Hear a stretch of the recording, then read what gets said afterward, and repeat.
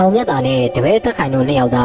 ခြေဦးတရာသွားရင်နေရာအစုံကိုရောက်ခဲ့ကြတယ်တက်ခိုင်ကိုလည်းအခြေခံအင်းစားမဆွေးနွေးကိုတင်ပြီးရင်ညောင်သားရွာရဲ့ရွာထိပ်စရက်မှာအချိန်တော်တော်ကြာနေခဲ့လိုက်တယ်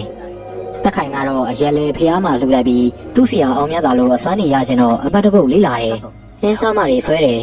စိတ်တည်ငြိမ်အောင်ထားပြီးလေ့ကျင့်ပေမဲ့အောင်မြတ်တာလောက်ပါရမီမပါလာတော့ထင်သလောက်ခီးကမပေါက်ဘူး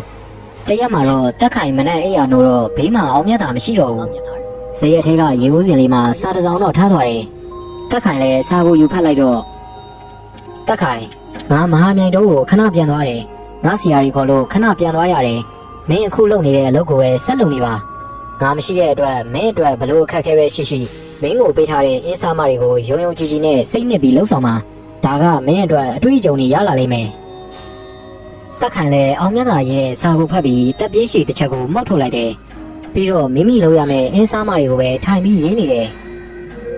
ညဘက်ဆောင်းလီယူကတစ်ချက်ဝိကနေတိုက်တဲ့အရှင်ကြောင့်ဇေယျပေါ်ကမိုးတွေကတစီအကောင်တောင်းကျမ်းနေသလားထင်အောင်ဝုန်းတိုင်းကျင်းနေတယ်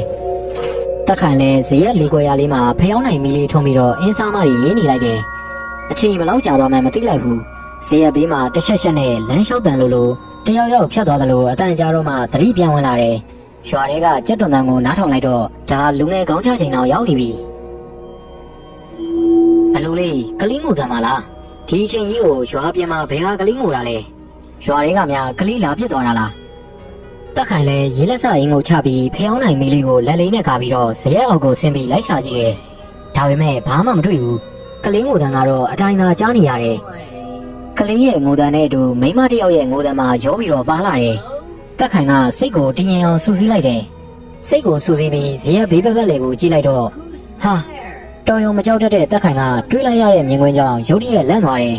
တကုံလုံးစနွင်းနေလိမ့်ချန်ထားသလိုဝါထိန်နေပြီးတော့ရင်ဘက်အလဲတဲတဲကထက်ချမ်းကွဲနေတဲ့မိန်းမတစ်ယောက်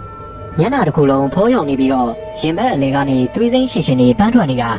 ဝိထားတဲ့အင်ကြီးအဖြူကသွေးရောင်နေစနွင်းရောင်နေကြောင့်အနီတကွအဝါတကွဖြစ်နေတယ်တေချာကြည့်လိုက်တော့ဝမ်းပိုက်တစ်ခုလုံးဟက်တက်ကွဲပြီးကွဲနေတဲ့ဘိုက်ခဲကချက်ကျူးမဖြတ်ရသေးတဲ့မွေးကင်းစားကလေးကရုတ်တရက်ဆိုသလိုစူးစူးဝါဝါထားငိုတော့တယ်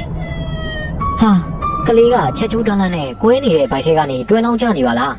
ချက်ကျိုးတစ်လျှောက်သွေးတွေကတစက်ဆက်ကျနေတာအောက်မှာအိုင်ထုံးနေတာပဲ